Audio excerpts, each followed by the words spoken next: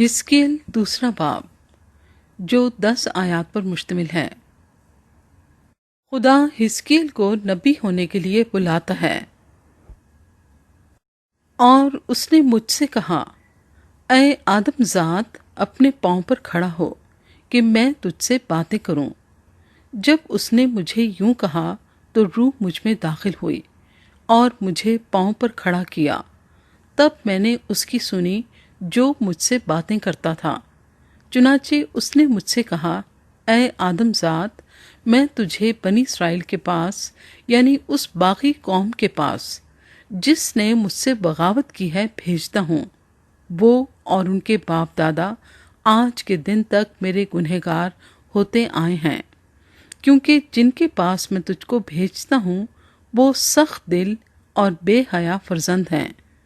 تو ان سے کہنا کہ خداوند خدا یوں فرماتا ہے، پس خواہ وہ سنیں یا نہ سنیں، کیونکہ وہ تو سرکش خاندان ہیں، تو بھی اتنا تو ہوگا کہ وہ جانیں گے کہ ان میں ایک نبی برپا ہوا۔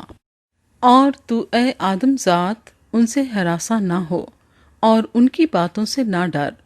ہر چند تو اونٹ کٹاروں اور کانٹوں سے گھرا ہے اور بچھوؤں کے درمیان رہتا ہے، ان کی باتوں سے ترسان نہ ہو اور ان کے چہروں سے نہ گھبرا، اگرچہ وہ باغی خاندان ہیں۔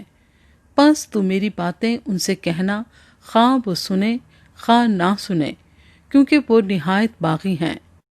لیکن اے آدم ذات، تو میرا کلام سن۔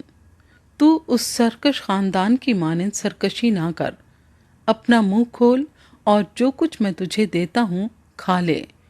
اور میں نے نگاہ کی تو کیا دیکھتا ہوں کہ ایک ہاتھ میری طرف بڑھایا ہوا ہے اور اس میں کتاب کا طومار ہے، اور اس نے اسے کھول کر میرے سامنے رکھ دیا۔ اس میں اندر باہر لکھا ہوا تھا، اور اس میں نوحہ اور ماتم اور آہو نالہ مرقوم تھا۔